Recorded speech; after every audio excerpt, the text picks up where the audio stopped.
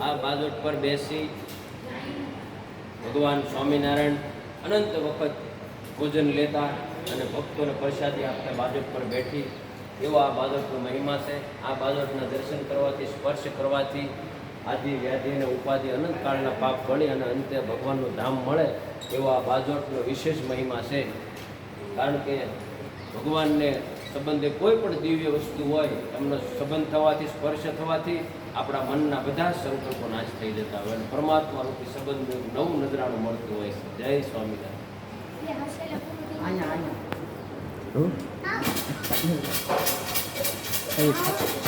એ થાંભલી છે.